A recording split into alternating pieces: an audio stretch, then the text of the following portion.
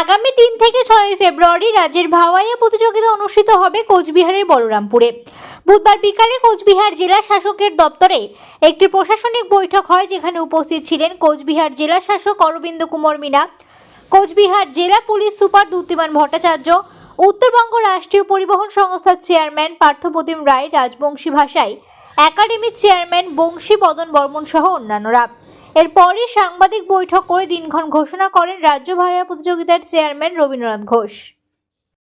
রাজ্যের মাননীয় মুখ্যমন্ত্রী মমতা ব্যানার্জির অনুপ্রেরণায় এবং তার নির্দেশে 36তম রাজ্য ভাওয়াইয়া উৎসব কোচবিহারে অনুষ্ঠিত হচ্ছে। যেহেতু মাধ্যমিক পরীক্ষা 10ই ফেব্রুয়ারি থেকে হতে যাচ্ছে, তাই আমরা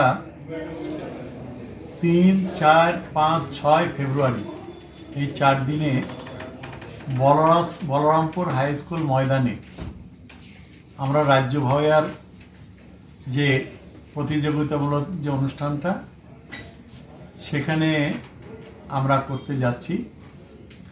এবং যেহেতু বাংলাদেশে একটা অস্থির অবস্থা, এবার বাংলাদেশ থেকে কোনো শিল্পী আসছে না, আসাম এবং বাংলা কলকাতা মিলে আমন্ত্রিত শিল্পীর সমন্বয়ে এই অনুষ্ঠান অনুষ্ঠিত হবে। এবং আমরা আশা করছি যে খুব সুন্দরভাবে ভালোভাবে এই অনুষ্ঠানটা সবার সহযোগিতায় হবে।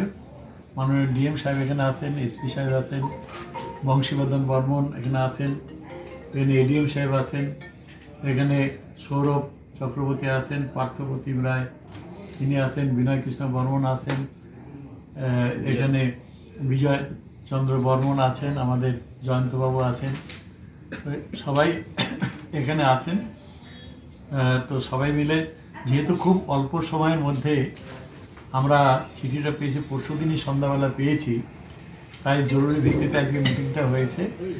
আগামী 20 তারিখ বেলা 2 ঘটিকার সময় বলরামপুর হাই স্কুল মাঠে আমরা ওখানে প্রস্তুতি মিটিংটা ওখানে ডাকবো। ওখানে আমরা পঞ্চায়েত সমিতির সবাইকে ডাকবো এবং জেলা পরিষদেরকেও ডাকবো, এবং তারপরে ওখানে গ্রাম পঞ্চায়েতের প্রধান উপপ্রধান তাদেরকেও ডাকবো, এবং বিশিষ্ট জন যারা এবং ভাওয়াইয়া প্রেমী যে মানুষগুলো রয়েছেন, যারা কাজ করতে চান, প্রত্যেক বছর থাকেন, তাদেরকেও ডাকবো। বিডিও সাহেব